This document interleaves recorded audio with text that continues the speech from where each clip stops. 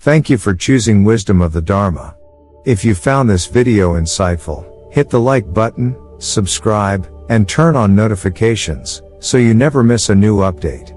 Your support helps us keep sharing powerful, life-changing wisdom with the world. And don't forget to drop a comment below. We'd love to hear your thoughts. Let's grow and learn together. Wisdom of the Dharma. Protect your money energy. 7 items that must stay with you. These everyday objects carry your energetic wealth. Losing them could mean losing more than money. Section 1. The silent saboteurs of wealth. Have you ever had the strange feeling that your money just disappears? You work hard. You earn. You save. But somehow, unexpected bills, lost opportunities, or sudden misfortune always seem to follow. What if I told you, it might not be bad luck, or poor planning? What if it's something you gave away? Yes, you heard me right. You may have unknowingly given away your own good fortune. In today's video, I'm going to reveal a powerful teaching that blends ancient Buddhist philosophy, Feng Shui energy principles, and modern spiritual psychology. These are not just superstitions or rituals passed down for decoration. These are energetic truths observed for centuries in homes, temples, and lives of those who understand the invisible forces around us. Because what you own carries your energy. And what you give away carelessly could be the silent saboteur of your wealth. Today, we'll uncover 7 everyday things people give away without a second thought, but each one carries a specific type of energy. If handled improperly, they can interrupt your money flow, weaken your karma, or transfer your fortune to someone else. This isn't about hoarding. It's about mindful stewardship of energy. So stay with me until the end. I promise, by the time you finish this video, you'll never look at your personal belongings the same way again. And if you're ready to protect your energy, type this affirmation in the comments: I attract wealth by living with mindful intention. Let's begin. Section 2. The Dharma of objects. Understanding the energy around you. Before we explore the specific items, let's pause for a moment and understand something deeper. Something foundational. In Buddhist thought, the external world is not separate from the internal world. Objects are not just things, they are reflections of our karma, our thoughts, and our accumulated intentions. Everything we own carries a piece of our energy signature. That wallet, in your pocket? It holds more than just money. It holds your energetic relationship with abundance. That potted plant, in your living room? It doesn't just decorate your space. It mirrors the vitality or stagnation of your inner life. Feng Shui takes this a step further. It teaches that objects absorb and reflect energy based on how we treat them, where we place them, and what we do with them. When we interact with our possessions without mindfulness, we risk either feeding our prosperity or unintentionally draining it. Let me share a quick story from the Zen tradition. A young monk once asked his teacher, "Master, why must we clean the teacup so carefully after every use?" The master replied, "Because the cup is not just for tea. It is a mirror. If your mind is careless with small things, how will it hold great blessings?" That's what we're talking about today. Every object has memory. A spiritual fingerprint. A history. When you give something away, you're not just passing on a thing. You are transferring its energy. Its karma. Its imprint.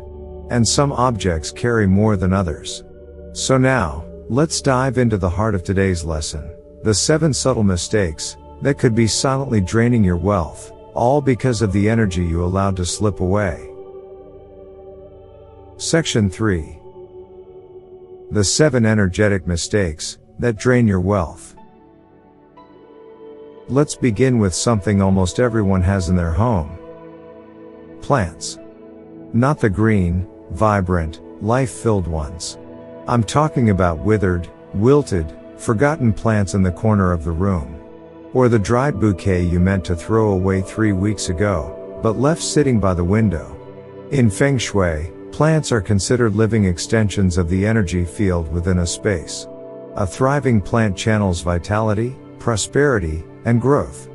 But when a plant dies, or decays, it no longer vibrates with life, it holds stagnation. Worse, it acts as a magnet for decay energy, subtly reinforcing a sense of decline, heaviness, or spiritual fatigue.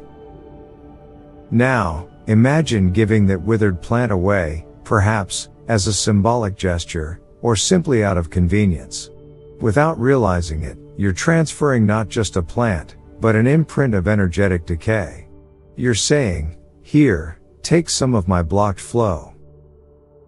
The same applies to broken items, a cracked bowl, a chipped mirror, a clock that no longer ticks. These objects are not just physically damaged. They symbolically reflect fragmentation, interruption, and lost harmony. A young couple once gifted an antique tea set to a friend. One cup had a small chip. "It still works fine," they said. But within a few months, that friend's household began experiencing small accidents, financial stress, and rising tension. Was it coincidence? Perhaps. But those who understand energy know that symbols matter. Because, where there's a crack in the cup, there's often a crack in the flow. Now, let's talk about watches. Time is not just a concept. It's a rhythm, a karmic pattern, that each of us rides throughout our lives. Our successes, failures, relationships, and lessons all occur within the cycles of time. And your watch, if worn regularly, becomes synchronized with your personal timeline. I once met a man who gave away a watch he wore for 10 years. It had seen his marriage, the birth of his children, and the rise of his career. He gifted it to his nephew as a gesture of goodwill. But soon after, he found himself strangely out of sync. Business slowed. He began to feel lost. Why? Because that watch had become an energetic anchor.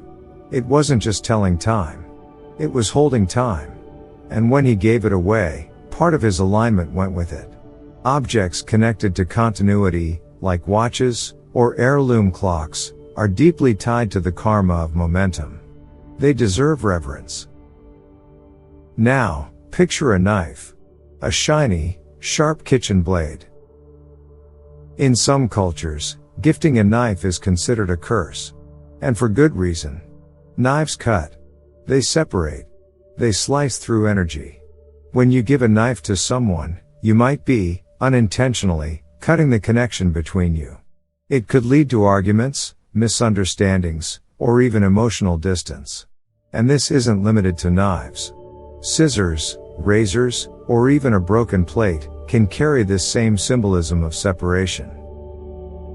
There was once a family who gifted a full knife set to a newlywed couple. The couple soon began experiencing tension. Small disagreements turned to major conflicts. And within a year, the relationship fractured. Energy tools matter. Now, let's explore a more subtle, but powerful category: wallets, safes, and handbags. These are not just accessories. They are containers of your wealth chi. Your wallet doesn't just hold cash, it holds your relationship with money. It soaks in your mindset every time you spend, receive, save, or worry. When you give away your used wallet or handbag, you may be giving away your energetic patterns too. Patterns that have taken years to build. And a safe? That's not just storage. It's your financial altar. If it has held your most valuable assets, documents, or treasures, then it has absorbed your vibration of prosperity. In Feng Shui, moving a safe is a ritual act. It requires intention, timing, and purification. Giving one away, without ceremony, can energetically scatter your fortune like leaves in the wind. Then comes a household item we barely think about: salt.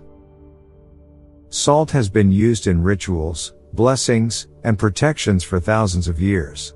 It is one of the most powerful purifiers known to humankind. A bowl of salt in the home is believed to absorb negativity, clear stagnant qi, and stabilize energy.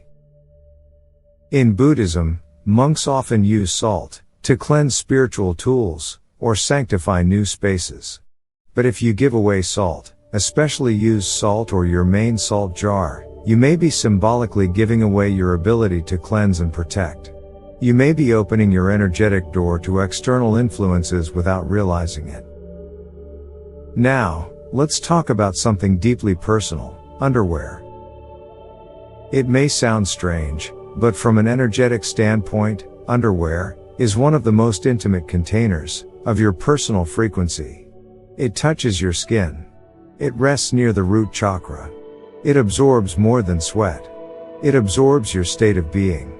When someone gives away their used underwear, even with good intentions, they are transferring layers of embedded energy. Joy, grief, fear, hope, anxiety, all of it clings. And when someone else puts it on, they may unknowingly entangle themselves in emotional patterns that are not their own. This is why energy-sensitive cultures discourage hand-me-downs of intimate clothing. It's not about cleanliness. It's about vibrational residue. And finally, rings. A ring is a circle, a karmic loop. It is often charged with deep meaning: love, commitment, union. When worn, a ring gradually becomes part of your energy field, especially if linked to a life event, like marriage, loss, or a major success. Giving away a worn ring may seem like a generous act. But if the ring carries unresolved energy, it can transfer entanglements. And if it holds the vibration of joy, you may be unknowingly severing your link to it. A woman once gave her engagement ring to a younger cousin who admired it. Within a few months, her own long-term relationship started to decline. Whether coincidence or consequence, the symbolism was clear. Rings are not just metal. They are energetic contracts. Section 4. How to let go without losing your energy. So, what do you do when you truly need to part with something? Not everything should be kept forever. In Buddhism, clinging is its own form of suffering. But how you release something determines what karma you create next. Here are 4 time-honored methods to give, or let go, without losing your energy. Number 1. Cleanse before you give. Before giving away any object, especially one you've used personally or emotionally, cleanse it. Sunlight is one of the most powerful natural purifiers. Placing an item in full sunlight for 1 to 2 days helps reset its energetic imprint. The sun carries yang energy, strong, vibrant, expansive. If sunlight isn't available, you can use incense smoke. Sandalwood, sage, agarwood, or holy basil all carry high vibrational cleansing frequencies. As the smoke swirls around the object, visualize the old energy lifting and dispersing. You might even chant softly, from your heart, "May this object release all imprints of the past and serve its new journey in peace." The goal is not just to cleanse the item, but to cleanse your emotional attachment to it. This is what makes the act sacred. Number 2. Exchange symbolically. In Feng Shui and other energetic traditions, giving away an item without any return, not even a symbolic one, can lead to a complete energy break. That's why we recommend what is known as a symbolic exchange. Even if it's just a coin, a flower, or a handwritten note, ask the recipient to give something in return. It creates a sense of closure and continuity. It ensures that the energy you've built around the object does not fully dissipate, but rather transfers with awareness. In Japan, there's a tradition of giving a single coin with a knife gift to symbolically buy the item, ensuring no bond is cut. This is the wisdom of energy balance. Number 3. Choose the right time and person.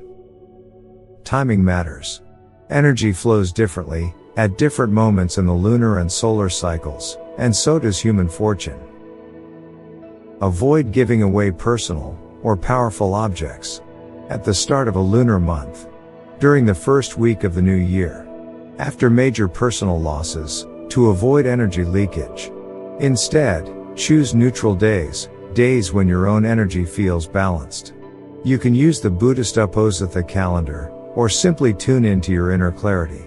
Equally important is the recipient. Don't give to someone who is struggling, bitter, or energetically unstable. Their field may not be able to handle the transfer, and you could become entangled in their karmic imbalance. Instead, give to someone you trust, someone with good intentions, clean habits, and a stable spiritual foundation. This ensures the object continues to serve a good purpose. Number 4. Speak a blessing before letting go. Words carry frequency. Before giving away an item of significance, speak a blessing out loud. It can be simple, heartfelt, and powerful. May this item bring you peace and prosperity. May its energy be reborn in joy. I release this with gratitude. May it serve you well. Or silently chant a short mantra, such as, Om Mani Padme Hum, or Namo Amitwofo, invoking compassion and peaceful transformation. This seals the object's energy field in love and goodwill. It turns a simple transfer into a sacred act.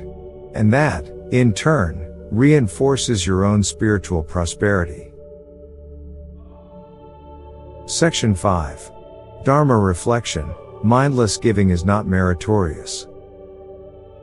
In Buddhist teachings, generosity, or dana, is one of the 10 perfections, or paramitas. It is the foundation of a compassionate and enlightened life. But not all giving is equal. Giving without mindfulness is not virtuous. It may even produce unintended consequences. The intention behind the act is what determines its karmic weight. There is a powerful story from the Pali Canon about a king who gave away lavish gifts, jewels, and silks to monks and beggars. But his generosity came from pride.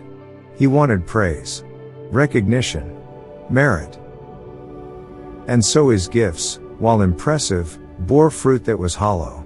In his next life, he was born wealthy, but deeply lonely, surrounded by people who only loved his money.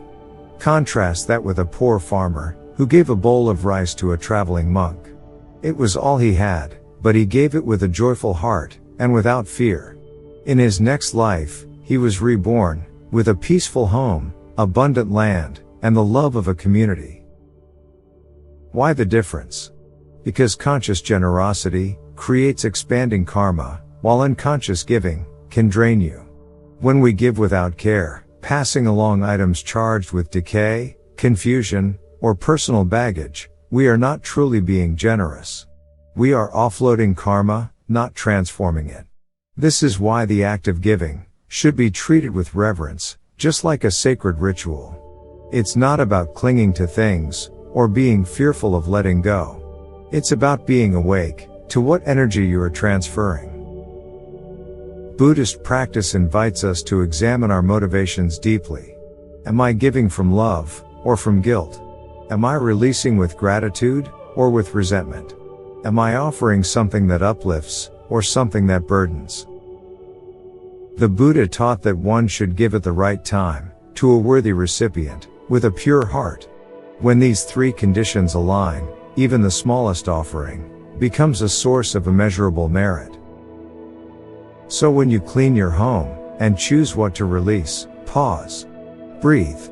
Ask yourself, am I sharing this item in a way that creates harmony? Or am I unknowingly passing on confusion? In this way, you turn everyday life into a spiritual practice. And when giving becomes intentional, your energy doesn't shrink. It expands.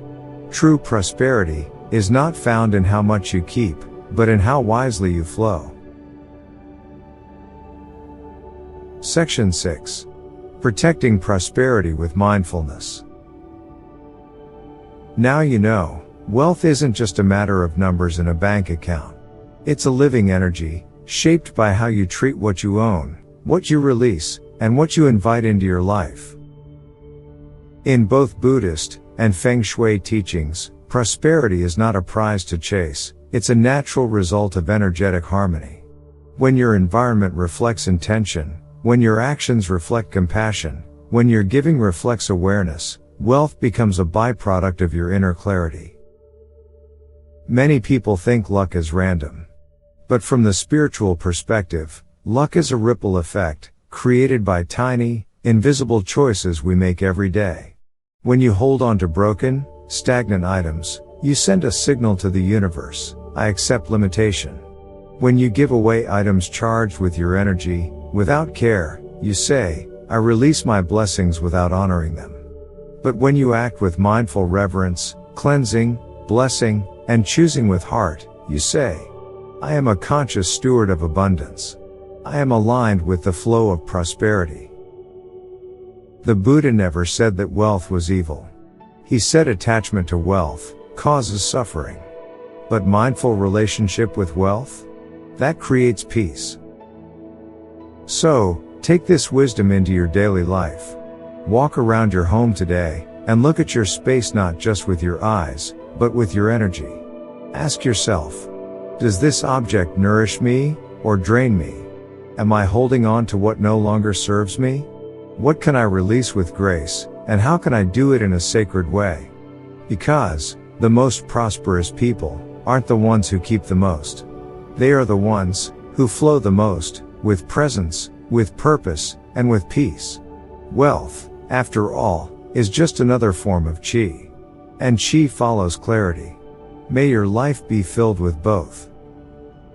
Now, that you've journeyed through this wisdom, I invite you to reflect on your own life.